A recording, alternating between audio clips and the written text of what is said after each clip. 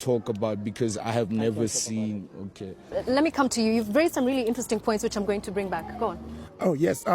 You know, our political leadership are the very great cause of xenophobia. Because in many cases, they will go out and say, in our clinics, we can't deliver services in clinics because we are overburdened by migrants.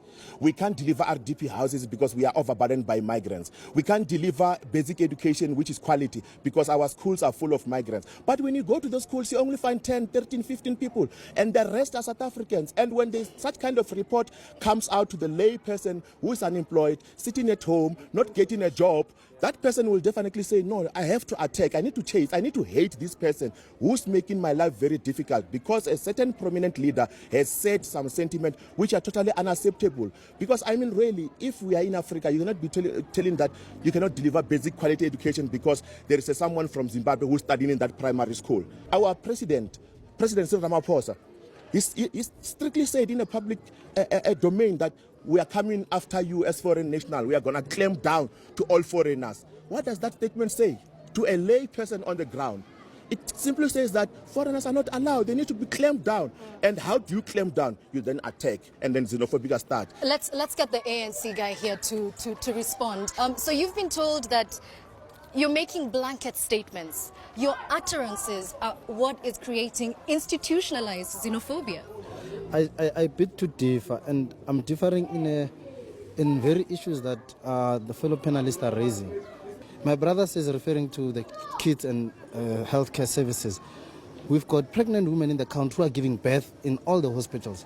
The issues must be raised, but they are attended to. Even in schools, the children in school, they are not taken back home not to study.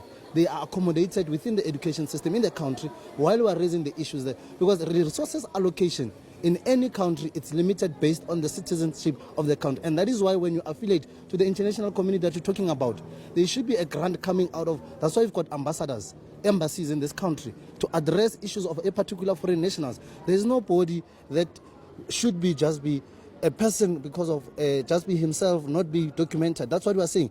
Everybody must be documented so that there's proper trace record of who is he in the country. And we're not saying those that are illegal in the country must be driven back away. We're saying they must be normalized. I really just want to understand from you, Ray, what does that mean to you? It means that if they are somehow documented, then life will be better?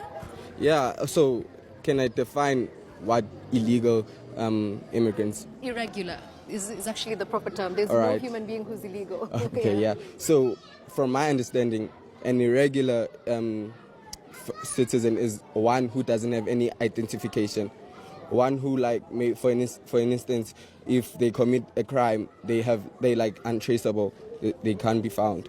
Because they're not in the system. Exactly, they don't. Okay. Yeah. But do you feel that if the foreign nationals were, for some reason or the other, to vacate this area, that life would suddenly be okay? Your hospitals would work perfectly? Not entirely. Of course, the country's going to have its own problems. But I feel if the illegal foreigners were to be shifted, things would be better. I don't understand this. Let me ask someone who's documented. Does it change for you? When you have your papers, does the perception of other South Africans against you as a foreigner change, or is it still the same? No, it's still the same. They still see you as like a foreigner because at the end of the day, they don't know who is documented. You know what I mean? Like, I could be like from literally in this neighborhood and everything and be a foreigner. And then it won't change if I'm here legally or illegally. They will still see me as a foreigner. Okay. How do you feel about that? Most of our leaders and most of our community members, they talk about people being documented, people to access permits, people to access asylum seeker status or refugee status. But the very same people who are saying that, they don't have an idea how difficult it is to access just a particular asylum seeker status in South Africa. Currently, in the whole of 54 million population of South Africa, we only have 3 refugee reception offices that deals with asylum seeker and refugees. And how many asylum seekers and refugees are in the country registered? Currently, when you look for those statistics from Department of Home Affairs, they don't have it, which is another critical component, because currently our asylum seeker system at the Department of Home Affairs, because of corruption, it's in tatters, it's in shambles, it's not even effective. And then we on the ground, we then say people should get documentation. From where? Because if you look, when you go to Marabastad, refugee reception offices not far from here in Pretoria to access an asylum seeker permit. If you don't have money, you won't get that permit, and the permit is meant to be free. Let me come to you, Sankara, because a lot of things have been said, and you're talking about documenting people. We've heard that it doesn't matter. The perception is still the same. Yeah, it depends on an individual. All I can say is his education, in a sense that he's saying we perceive documentation in a form of a green barred ID. That's not true. All we're saying is that show us that I'm from Lesotho, I'm from Mozambique, I'm from this particular country. You know why you need to do that? So that everywhere you go, you are able to prove yourselves as to who you are. And the reason you do that is for your own security, so that when anything happens to you, you are able to be traced, you are able to be recommended to other people. Imagine you find someone dead on the road. When you look at the person, you don't know where to take him. Let's hear from I think one, we should first dismantle the issue of being illegal. A lot of Zimbabweans, or maybe other foreigners, I cannot really talk for them, are documented. Like he said, he mentioned that you can have a passport just to have 30, 90 days. People are using that to work. Now the problem comes here. As a foreigner, the guy before said, foreigners come to this country, they have a plan. That's not true. I came here to not have a plan. There was greener pastures somewhere. I wanted to go to there. When I got here, I had to make a plan while I was here. Yeah. Right, I go to an employer. I worked in a restaurant. The employer looks at my passport, it's got 90 days on it. I'm legal. It allows me, you understand? He employs me, and then the conditions in restaurants, for instance, you don't have a salary, you don't have this. But I need to survive here. I'm not going to refuse that job. He is organized with his peers in South Africa. They've agreed that, you know what, we're tired of this exploitation.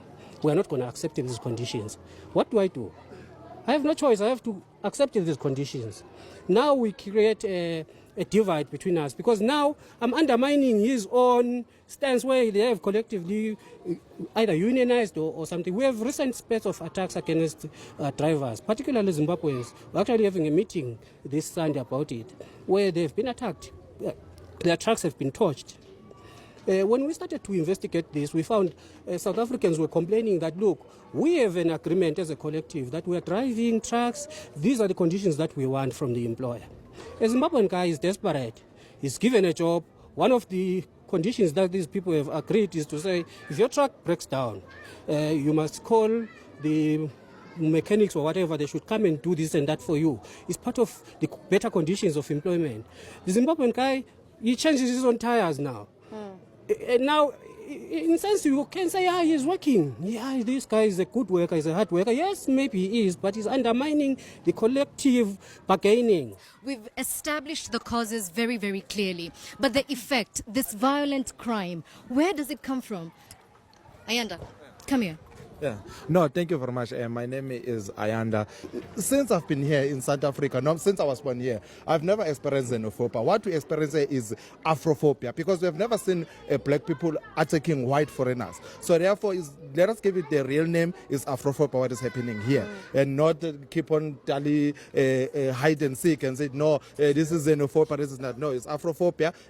Black brothers are attacking other black brothers. But my point is that everyone who's coming here in the country or going out must be documented, because you cannot come and, in actual fact, I'm saying, if you are coming here and we find you roaming around and you don't have any illegal document to be here, you must be deported to your country. What are you here to do? Okay. Because I cannot actually go to Zimbabwe and start erecting shacks anywhere. Therefore, why are you coming here and then you start now roaming around? Because we must know.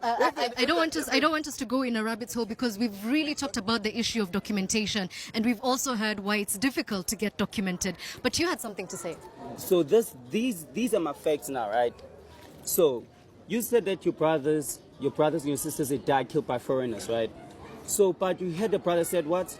He said that the president declared to clear all the foreign nation, which that brings what? War, isn't it? Isn't it? It brings war. I mean, like, if now, like, the president is gonna tell me that now we need to clear all the foreigners out, the only thing that's gonna come in my mind is that I need to self-defense myself. Which means when your brother's gonna pull up in my house and try to attack me, definitely I'm gonna kill him. Why? Because he wants to attack me, he wants to kill me. And at the same time, my brother here is also right. This is Afrophobia. I've never seen a black person go to attack like some Brazilian because the skin is white. Sorry. No, wait. I'm not even done. I'll tell you. Right. So now, since like all of us we black, all of us we belong in Africa. My blood is red. Your blood is red too. So because they come from other foreign countries, and when they get here, they get bullied, they get looted. Has this happened to you? So in my school, before actually I knew how to speak English very fluently, I was actually speaking Portuguese. I mean, so now these two niggas, they pull up on me. And Language, please. Okay, these two boys pulled up on me. They're like, yo, you don't belong here. This is not your country. You better go. Right? But what did my parents bring me here for? Because the only way we find it is that South Africa is the best place because the currency is also recognized in the world. I mean, because if like we can compare Mythicals, Zim dollars, they don't really have so much currency. But if you come to South Africa, you learn and you get whatever you want. I want to hear from the young people at the back here. Like, okay, it's not like it's about the perception, just like what they all said. So it's more like we don't have